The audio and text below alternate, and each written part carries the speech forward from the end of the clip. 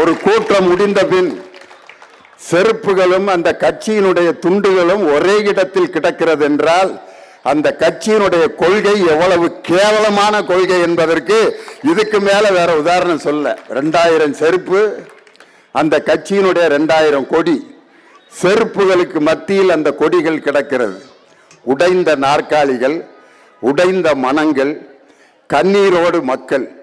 இப்படியெல்லாம் கூட்டம் நடக்கும் பொழுது, தொடங்கும் போதே எவ்வளவு ஜனரஞ்சகமாக இந்த கூட்டம் தொடங்குகிறது என்றால், இரவு நேரத்து மேடைகளை எல்லாம் பல்கலைக்கழகமாகவும் வகுப்பாகவும் மாற்றிய ஒரே இயக்கம் திராவிட முன்னேற்ற கழகம் என்ற இயக்கம் தான். விழா எப்படியெல்லாம் நடந்ததுங்கிறத நீங்க எல்லாரும் தொலைக்காட்சியில் பார்த்துருப்பீங்க. நம்ம சகோதரிகள் இங்கே உட்காந்துருக்கீங்க, நல்ல ரசிக்கிறீங்க. நல்ல ரசிகர்கள் யாருக்கும் எந்த கெடுதலையுமே பண்ண மாட்டாங்க. இந்த ரசிகாத ஆளு இந்த ஓன்னுக்கிட்டே இருந்தான்னா அதுங்க மேட்ரு காலி ஆகுதுன்னு அர்த்தம். நான் நகைச்சுவையாக பேசும்போது சிரிக்கணும், நல்ல செய்தி சொல்கிறப்ப கைதட்டணும், ஒரு அழுகிற மாதிரி செய்தி சொன்னால் 2 சொட்டு கண்ணீர் குடிக்கணும். அதுதான் நீங்கள் செய்கிறது. நான் பேச ஆரம்பிக்கிறப்ப இருந்தே கைதட்டிக்கிட்டே இருந்தீங்கன்னு வச்சுக்கோங்க, என்னையும் தான் சந்தேகப்படுவாங்க. இவன் ஏதோ மண்டல்தனமாக பேசிகிட்டு இருக்கேன், அதனால தான் தொடக்கத்துல இருந்தே கைதட்டிக்கிட்டே இருக்காங்க. நான் பேச ஆரம்பிச்சதுலேருந்தே ஓ நல்லா இருக்கீங்களான்னு கேட்டா ஓ அப்படின்றாங்கன்னு வச்சுக்கோங்க, அங்கே ஒழுங்கு இல்லைன்னு அர்த்தம். நான் நகைச்சுவையாக பேசினா தான் நீங்கள் சிரிக்கணும். நான் ஆரம்பிக்கிறப்ப இருந்தே சிரிச்சுக்கிட்டே இருந்தீங்கன்னா ஒன்று என்னையை சந்தேகப்படுவாங்க, இல்லாட்டி உங்களை சந்தேகப்படுவாங்க. இப்படித்தான் ஒரு பாடகர் மேடையில் பாடிக்கிட்டு இருந்தாரு. முன்னால் ஒருத்தன் உட்காந்து தலையை ஆட்டுறான், அப்படி ஆட்டி ரசிக்கிறான். ஆஹா அப்படி தலையாட்டினான். அவன் தலையாட்டுறதை பார்த்துட்டு இன்னும் 2 பாட்டு 4 பாட்டு 5 பாட்டு பாடிக்கிட்டே இருக்காரு. தலையை ஆட்டிக்கிட்டே இருக்கான். ஆஹா இப்படி ஒரு ரசிகன் கிடைக்கிறதுக்கு கொடுத்து வச்சிருக்கோம்டான்னு பாடி முடிச்சு, கச்சேரிலாம் முடிஞ்சு இன்ஸ்ட்ருமெண்ட்டை பேக் பண்ணி எடுத்துட்டு போயிட்டு இருக்காங்க. அதுக்கப்புறம் தலையாட்டிக்கிட்டு இருக்கான்.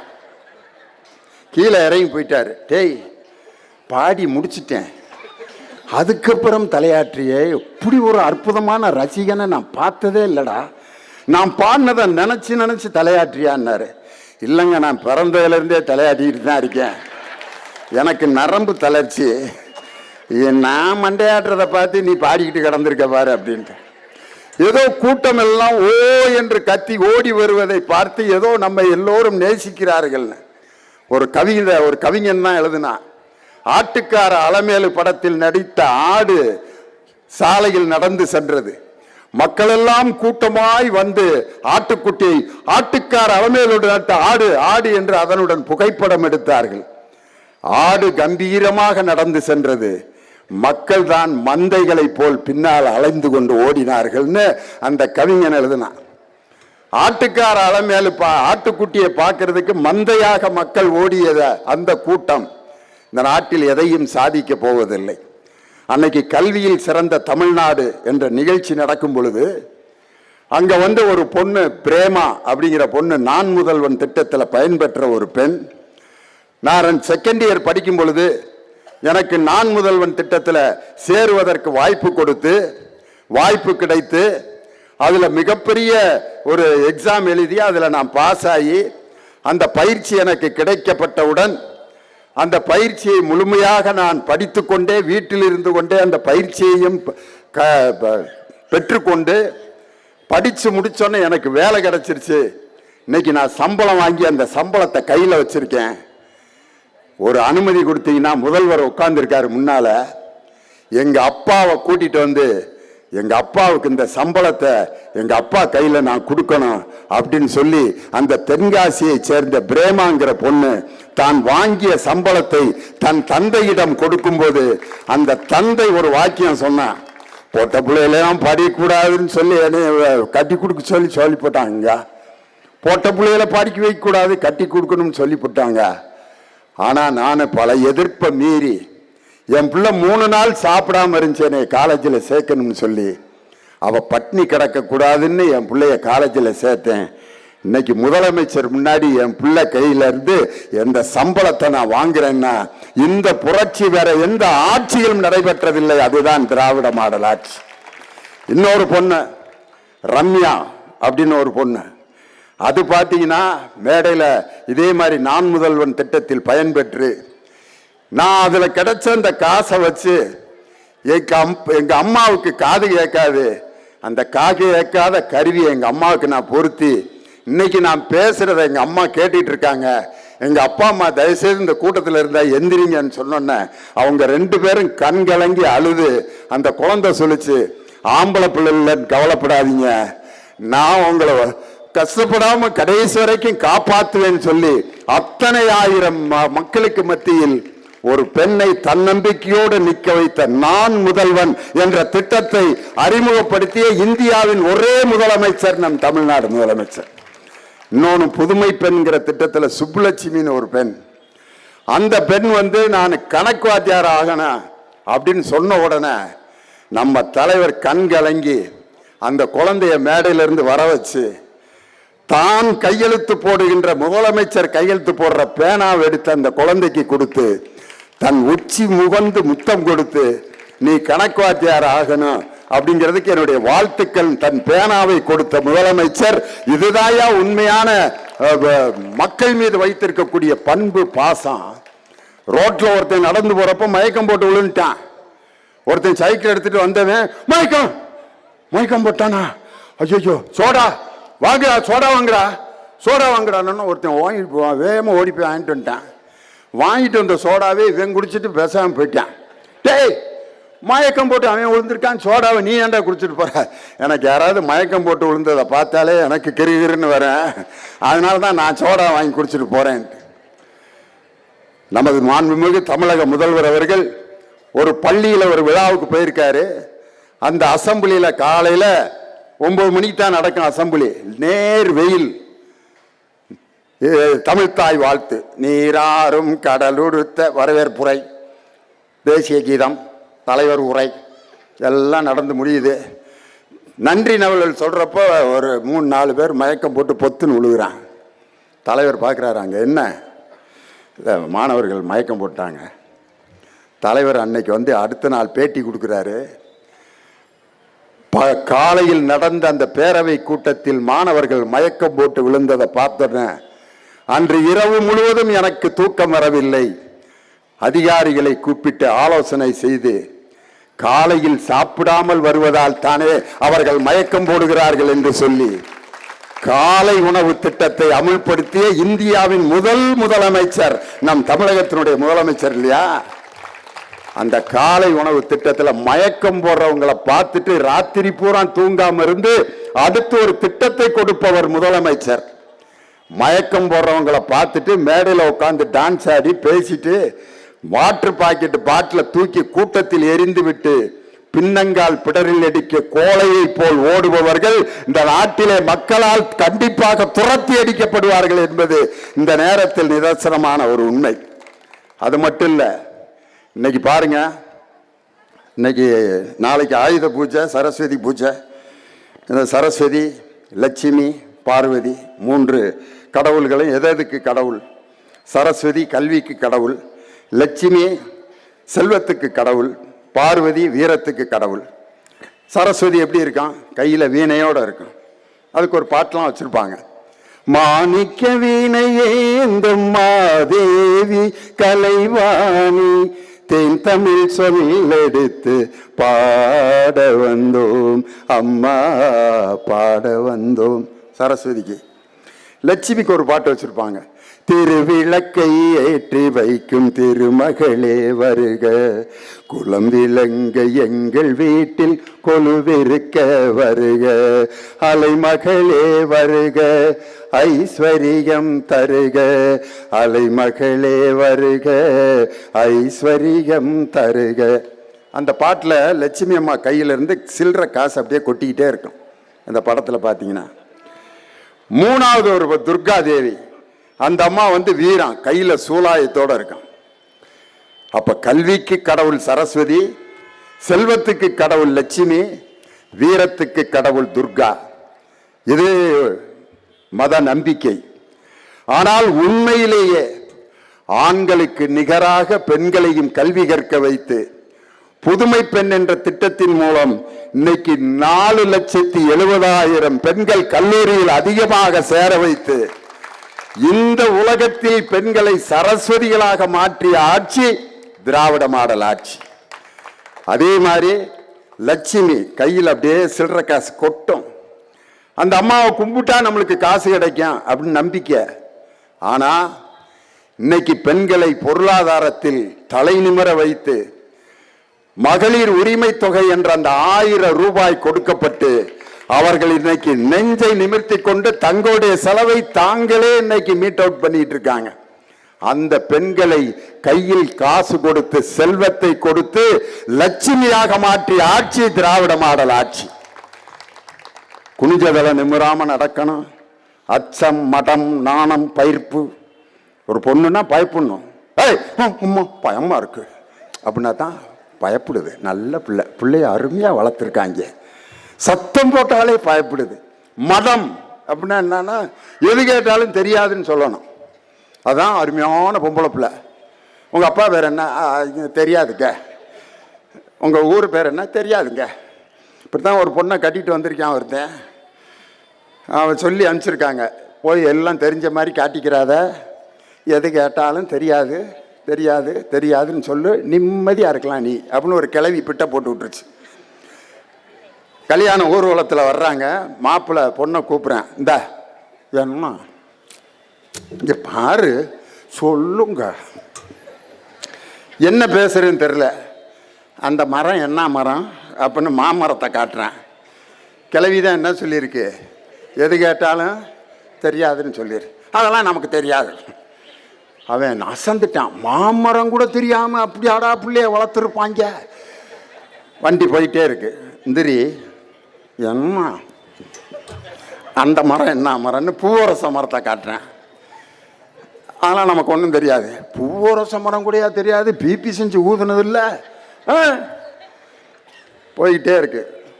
சந்தேகப்பட்டேன், இது ஏதோ நடிக்குதுங்கிறது தெரிஞ்சு போச்சு. தென்னை மரத்தை காமிச்சிருக்கேன். அது என்ன மரம்? அதெல்லாம் அப்போ உனக்கு ஒன்றும் தெரியாது. உங்கள் ஒப்பை அவனைய பொத்தி பொத்தி வளர்த்தேன். கடுப்பாயிருச்சு. வண்டியை நீ பாட்டுறா. அது என்னன்னு கேட்டிருக்கான். சோளக்கருது விளைஞ்சிருக்கு. நமக்கு ஒன்றும் தெரியாது. வண்டியை நிப்பாட்டு. சோளக்கருது 2 எடுத்து உடச்சி ஓங்கி இப்படி அடிக்க போயிருக்கான். அடிக்காத மாமா, மாமரமா பூமரமா வளர்ந்து நிற்க தென்னை மரமான்னு சொல்லட்டி அடிக்காத மச்சான் சோள தட்டையால. நான் பாரு, மாமரத்தை சொல்லிட்டா, பூவரச மரம் சொல்லிட்டா, தென்னை மரம் சொல்லிட்டா, சோளத்தட்டை எல்லாம் தெரியுது. தெரிந்திருந்தும் தெரியாமல் இருப்பது அந்த குணத்துக்கு பேர் தான் பயிர்ப்புங்கிறான். அச்சம், மடம், நாணம், பயிர்ப்பு இந்த குணங்களை வைத்து பெண்களை அடிமைப்படுத்தி கொண்டிருந்த நேரத்தில் பெண்களை காவல்துறை அதிகாரிகளாகவும் கலெக்டராகவும் மாற்றுவதற்கு அவர்களுக்கு கல்வி என்ற ஆயுதத்தை கொடுத்த திராவிட மாடல் ஆட்சி. இந்த திராவிட மாடல் ஆட்சிக்கு பெரியாரும் அண்ணாவும் கலைஞரும் செய்த தியாகங்கள் எத்தனை தியாகங்கள். பேரறிஞர் அண்ணா அவர்கள் சிறைச்சாலையில் இருந்தபோது அவர் அரெஸ்ட் பண்றதுக்கு FJ அருள் அப்படிங்கிற ஒரு போலீஸ் கமிஷனர்.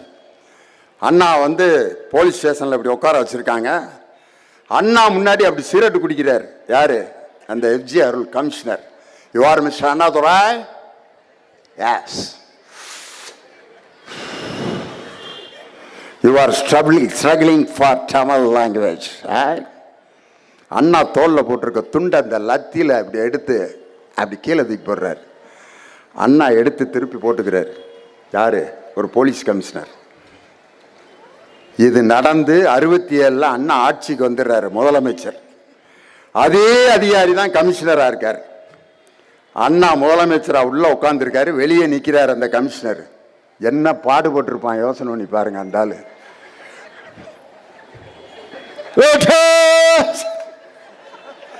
இப்படியே நிற்கிறாரு.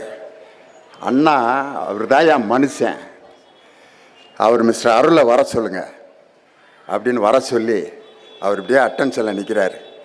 சேரை கொடுத்து உட்காருங்க மிஸ்டர் அருள் அப்படின்னு தனக்கு முன்னாடி சேரில் உட்கார வச்சு, என்னையை நீங்கள் கொடுமைப்படுத்தினீங்கன்னு நினச்சி உங்கள் கடமையிலிருந்து தவறாதீர்கள், உங்கள் கடமையை நீங்கள் சரியாக செய்யுங்கள், நான் உங்களுக்கு துணையாக இருப்பேன்னு சொன்னார். இதுதான் பேரறிஞர் அண்ணா. பாண்டிச்சேரியில் ஒரு நிகழ்ச்சி நடத்தி முடிச்சுட்டு, ஒரு நாடகம் நடத்தி முடிச்சுட்டு வர்றப்ப கலைஞர் கொடுமையாக தாக்கப்பட்டு ஒரு சாக்கடையில் குற்றுயிரும் குலையுருமா சாக பொழைக்க கிடக்கிறார். அந்த நேரத்தில் வாகனத்தில் ஒரு பெரியவர் வந்து யார் இந்த பையன் என்று காப்பாற்றி அந்த காயங்களுக்கெல்லாம் மருந்து போட்டு அந்த இளைஞனை காப்பாற்றிய அந்த பெரியவர் யார் என்றால் தந்தை பெரியார் என்ற அந்த பெரியவர் தான் அடிபட்டு சாக்கடையில் கிடந்த கலைஞரை காப்பாற்றி அப்படி தியாகம் செய்த இயக்கம். மிசாவிலே திருமணமாகி 6வது மாதத்தில் ஒரு கைதியாக சிறைச்சாலைக்கு சென்று தமிழுக்காகவும் தமிழர்களுக்காகவும் தியாகம் செய்த ஒரு தலைவர் தான் இன்றைய நமது தமிழகத்தினுடைய முதலமைச்சர், திராவிட மாடல் முதலமைச்சர். இந்த தியாகங்களால் உருவானதுதான் இந்த திராவிட மாடல் ஆட்சி. எந்த நிலையிலும் திராவிட மாடல் ஆட்சியை யாருக்காக விட்டுத்தர மாட்டோம் என்று சொல்லி 2026 ஆகஸ்ட் 15ஆம் நாள் மீண்டும் ஜார்ஜ் கோட்டையில் கொடியேற்ற போவது நம் தமிழக முதல்வர் தளபதி மு.க. ஸ்டாலின் தான் என்று சொல்லி அதற்காக இன்று முதல் உழைப்போம். நம்மை அச்சுறுத்தும் சக்திகளை கண்டு நாம் எதற்கும் அஞ்ச தேவையில்லை என்று சொல்லி அஞ்ச மாட்டோம், யாருக்கும் அஞ்ச மாட்டோம், திராவிட கொள்கைகளை எந்நாளும் பாதுகாப்போம் என்று சொல்லி டாக்டர் கலைஞர் திராவிட முன்னேற்ற கழகம், தமிழக முதல்வர் தளபதி ஸ்டாலின், இளைய தலைவர் உதயநிதி ஸ்டாலின். நன்றி, வணக்கம். சாமியை கடத்திருக்கப்ப அந்த சாமி என்ன யோசிச்சிருக்கோம், சாக்கில் வைக்கிறப்ப இந்த சிலையெல்லாம் தூக்கி வைக்கிறப்ப இந்த சாமி இப்படியே பார்த்துருக்கேன். டேய், என் முன்னாடி தானடா சூடம்லாம் கொளுத்துனீங்க, என் முன்னாடி தானடா எல்லா வேண்டுதலும் வச்சிங்க, எனக்கு படையெல்லாம் படைச்சிங்க, பெரிய சப்பரத்தில் வச்சு என்னை கூட்டிகிட்டு போனீங்க, இப்போ சாக்கில் கட்டி தூக்கிட்டு போறீங்களேடா அப்படின்னு அந்த சாமியெல்லாம் நினைக்கிறத பற்றி கூட கவலைப்படாமல் கோயில்களில் சிலை திருட்டுக்களும் சிலை கடத்தல்களும் நடந்து கொண்டிருந்த அதிமுக ஆட்சி என்ற இந்து சமய அறநிலைத்துறை அமைச்சர் யார் என்று இப்போ அதிமுக காரங்கள்ட்ட கேட்டால் கூட தெரியாது. ஆனால் இந்து சமய அறநிலைத்துறையை உலக புகழ்பெற்ற துறையாக மாற்றிய பெருமை எங்களுடைய அருமை அண்ணன் செயல்பாபு என்ற சேகர் பாபு அவர்களைத்தான் சார். அவருடைய சாதனைகள்ல மிகப்பெரிய சாதனை என்னன்னா, இறைவனுக்கு பக்கத்தில் பெண் ஓதுவார்களை பாட வச்சாரு பாருங்க. உண்மையிலே அதுதான் இப்ப திராவிட மாடல் ஆட்சியில் நடந்த பெரிய சாதனை. 14/8/1922 கபாலீஸ்வரர் கோயில் அந்த இடத்தில் நடந்த விழாவிலே 21 பயிற்சி பெற்ற அர்ச்சகர்கள், அனைத்து ஜாதியினரையும் அர்ச்சகராக்கி அந்த 21 அர்ச்சகர்களை நியமித்தது ஒரு மாபெரும் புரட்சி. அதைவிட பெரும் புரட்சி இன்னைக்கு தோணுபுரீஸ்வரர் கோயில் மாடம்பாக்கம் அப்படிங்கிற ஊர்ல சுகாஞ்சனா என்ற ஒரு பெண் ஓதுவார் சிவபெருமான் சிலைக்கு பக்கத்தில் உட்கார்ந்து பெரிய புராணம் பாடலை பாடிக்கிட்டு இருக்கு. அந்த பெரிய புராணம் பாடல முன்னெல்லாம் அந்த ஓதுவார்கள் எப்படி பாடிட்டு இருந்தாங்க,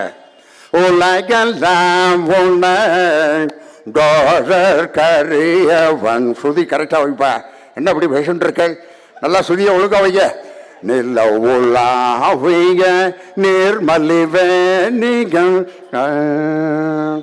சுதிய கரெக்டா வையப்பா, அல்லகி சோதியில் அம்பலத்தாடுவான் மலர் சிலம்படி வாழ்த்து வணங்குவோம். இப்படி பாடிக்கிட்டு இருந்த பாட்டை இன்னைக்கு அந்த தோணுபுரீஸ்வரர் கோயில்ல அதே சுகாஞ்சனா என்ற பெண் ஓதுவார். இந்த ராகத்துல தான் அந்த பாடல் பாட வேண்டும் என்று ஒரு நியதி இருந்தது. ஆனால் அந்த பெண் ஓதுவார் பூபால ராகத்துல அந்த பெரிய புராணத்தினுடைய முதல் பாடலை அந்த பெண் பாடுறா. உலகெல்லாம் உணர்ந்தோதற்கரியவன். சிவபெருமான் மகிழ்ச்சியா கேட்கிறார், என் வாழ்க்கையில் எத்தனையோ ஓதுவார்கள் என் முன்னால் பாடியிருக்கிறார்கள், என் தாயே வந்து பாடியது போல இருக்கிறதுன்னு சொல்லி ஒரு பெண் ஓதுவாருடைய பாடலை கேட்டு சிவபெருமான் மகிழ்ச்சி அடைந்து கொண்டிருக்கிறார். அந்த புரட்சியை செய்த ஒரு அற்புதமான ஆட்சி தான் நமது திராவிட மாடல் ஆட்சி. இன்னைக்கு இந்த அருமையான கூட்டத்தில் ஐயா சுபவி அவர்கள் பேசின பிறகு அந்த கனத்த இதயத்தோடு தான் இருக்கோம். இன்னும் அதுல இருந்து நம்மளால வெளியே வர முடியல. இருந்தாலும் இன்னைக்கு நம்ம தலைவர் அவர்கள் இந்த திராவிட மாதம் என்று செப்டம்பர் மாதத்தை 30 விழா என்று ஏன் கொண்டாடுகிறோம்? செப்டம்பர் 15 பேரறிஞர் அண்ணாவின் பிறந்த நாள். செப்டம்பர் 17 தந்தை பெரியார் அவர்களின் பிறந்த நாள். திராவிட முன்னேற்ற கழகம் தோற்றுவிக்கப்பட்ட நாள். இந்த மூன்றையும் சேர்ந்துதான் 30 விழாவா கொண்டாடுறோம். ஆனால் அதே செப்டம்பர் 13 ஒரு மாபெரும் புரட்சி, ஒரு மாபெரும் அற்புதமான விழா ஒன்று நேரு உள் விளையாட்டு அரங்கத்தில் நடைபெற்றது. அதுதான் சென்னையில் சாதாரண பண்ணைப்புறத்தில் ஒரு விவசாய குடும்பத்தில் பிறந்த இளையராஜா என்ற ஒரு சாதாரண ஒரு கிராமத்து மனிதன் நம்மை அடிமை செய்த இங்கிலாந்துக்காரர்கள் உருவாக்கிய சிம்பொனி இசையை அந்த நாட்டிலே உருவாக்கி அந்த சிம்பொனி இசையை நேரு ஸ்டேடியத்திலே நிகழ்த்தி காட்டி அந்த இசைஞானிக்கு பாராட்டு விழா நடத்தி அரசு விழாவாக நடத்திய ஒரு தலைவர் நம் தலைவர் அவர்கள். இசைஞானி இளையராஜாக்கு இந்தி தெரியாது, வேற எந்த மொழியும் தெரியாது, இங்கிலீஷு தமிழ் சிம்பொனி இசையை அமைச்சிட்டு வந்திருக்கார். ஆங்கிலமும் தமிழும் மட்டும் இருந்தால் இந்த உலகத்தையே நாம் ஜெயித்து விடலாம் என்று இருமொழி கொள்கை உருவாக்கியவர் பேரறிஞர் அண்ணா என்ற நமது திராவிட முன்னேற்ற கழகத்தை உருவாக்கிய தலைவர். அந்த 2 மொழி தெரிஞ்சா போதும், வேற எந்த மொழியும் நமக்கு தேவையில்லை. அப்படி இருமொழி கொள்கையை உருவாக்கிய பேரறிஞர் அண்ணா. அப்படிப்பட்ட அற்புதமான ஒரு 30 விழா. இன்னைக்கு எங்களுக்கு கொடுத்திருக்கிற தலைப்பு ரொம்ப அருமையான தலைப்பு. தியாகத்தால் விதைத்தது திராவிட மாடலாய் மலர்ந்தது அப்படின்னு அருமையான ஒரு தலைப்பு கொடுத்திருக்காங்க. முத்தமிழறிஞர் டாக்டர் கலைஞர் ஒரு கதை எழுதியிருக்கார், அணில் குஞ்சுன்னு ஒரு கதை. நான் யாரையோ பற்றி பேசுகிறேன்னு நினச்சிக்கிறாங்க. அவர் எழுதின கதையோட தலைப்பே அணில் குஞ்சு தான். எப்படி அன்னைக்கே சிந்திச்சு இப்படி எழுதினாருன்னு தெரியல என் தலைவர். ஒரு இஸ்லாமிய பையன், சின்ன பையன், ரோட்டில் ஓடிக்கிட்டு இருக்க ஒரு அணில் குஞ்சை பிடிச்சிட்டு வர்றான். பிடிச்சிட்டு வந்து அவங்க வீட்டில் வச்சு விளாண்டுக்கிட்டு இருக்கான். சூப்பராக, அணிலே ரொம்ப சந்தோஷம், ஆஹா ஓகான்னு அது சாப்பாடு கொடுக்குறேன். அணிலும் ஜாலியாக இருக்கு. அந்த இஸ்லாமிய வீட்டில் இருக்கவங்க என்ன சொல்கிறாங்கன்னா, இதை எங்கேருந்துடா பிடிச்சிட்டு வந்தேன்? நான் பள்ளிக்கூடம் விட்டு வர்றப்ப நான் பிடிச்சிட்டு வந்துட்டேன் அப்படின்னு சொல்லிட்டு அந்த அணிலை வெளியில் கொண்டு போகிறான். ஒரு இந்து குடும்பத்தை சேர்ந்தவங்க அந்த அணிலை வாங்கி பார்த்துட்டு, இது ராமருக்கு உதவி செஞ்ச ஒரு விலங்கு, அதனால தான் ராமர் பிரியமாக அது மேலே 3 கோடு போட்டாருன்னு அவன் ஒரு பிட்டை போட்டு விட்டான். அதை வந்து வீட்டில் சொல்கிறான். உடனே அந்த இஸ்லாமிய குடும்பம் என்ன செய்யுது, ராமர் போட்ட கோடா தூக்கி போடுறா அதை வெளியே. அந்த இந்து குடும்பமும் அந்த அணிலை வந்து இவ்வளோ நாள் இஸ்லாமியர் வீட்டில் இருந்துச்சா, இதை நம்ம இனிமேல் தொடக்கூடாதுன்னு அணில் குஞ்சை தூக்கி ரோட்டில் போட்டாங்க. அந்த அணில் குஞ்சை வந்து கழுவி கொத்திட்டு போய் ஒரு 2 மணி நேரத்தில் அந்த அணில் குஞ்சு இறந்து பிணமாய் கிடந்தது. அணில் குஞ்சுகளின் நிலை கடைசியில் இதுதான் என்பதை இந்த நேரத்தில் நான் சொல்லிக்கொள்ள கடமைப்பட்டிருக்கிறேன். கலைஞர் எதுக்காக எழுதினார்னா, மதவெறியால் தலைவர்கள் அடித்து கொள்ளும் போது அணில் குஞ்சு போல பொதுமக்கள் தான் பாதிக்கப்படுவார்கள். அதனால் பாதிக்கப்படுவது பொதுமக்கள், மத தலைவர்கள் மகிழ்ச்சியாக இருப்பார்கள், பாதிக்கப்படுவது அணில் குஞ்சு என்று அன்னைக்கு நம்ம தலைவர் கதை எழுதினார். அது மட்டும் இல்லை, ஒரு தலைவன் எப்படி இருக்க வேண்டும் என்று சொன்னால், எந்த நேரத்தில் பிரச்சனை வருதோ அந்த பிரச்சனையை சந்திப்பதற்கு நேரடியாக களத்தில் எவன் துணிஞ்சு இறங்குகிறானோ அவன்தான் தலைவனாக இருப்பதற்கு தகுதியானவன். இதை யாரு? திருவள்ளுவர் சொல்லியிருக்காரு. தூங்காமை, துணிவுடைமை, அஞ்சாமை, இம்மூன்றும் நீங்காது நிலநாள்பவர்க்குன்னார்.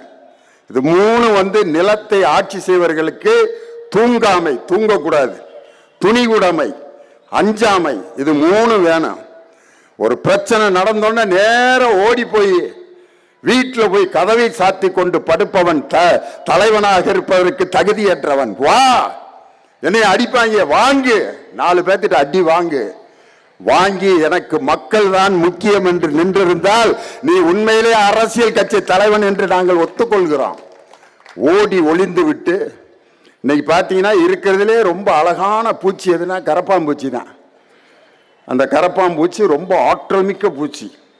0 டிகிரி செல்சியஸ்லையும் உயிர் வாழும், 100 டிகிரி செல்சியஸில் வெப்பப்படுத்தினாலும் உயிரோடு இருக்கும், இருட்டுக்குள்ளேயும் இருக்கும், வெளிச்சத்துலேயும் இருக்கும், எல்லா கிளைமேட்லையும் கிட்டத்தட்ட 100 வருஷம் உயிர் வாழக்கூடிய ஒரு ஆற்றல் உள்ள ஒரு பூச்சி இவ்வளோ பெரிய மீசை இருக்கும். ஆனா ஒரு வெளிச்சம், ஒரு பிரச்சனைன்னு வந்தா ஓடி போய் உள்ளுக்க ஒளிஞ்சிடும். கரப்பான் பூச்சி தலைவர்கள் இந்த நாட்டுக்கு தேவையில்லை. தன் கோழி குஞ்சுகள் தாக்கப்படும் போது பறந்து வந்த அந்த கோழி குஞ்சுகளை பாதுகாக்கும் தாய்க்கோழியை போல தாய்மானவர்களாக இருக்கக்கூடிய தலைவர்கள் தான் இந்த நாட்டுக்கு தேவை.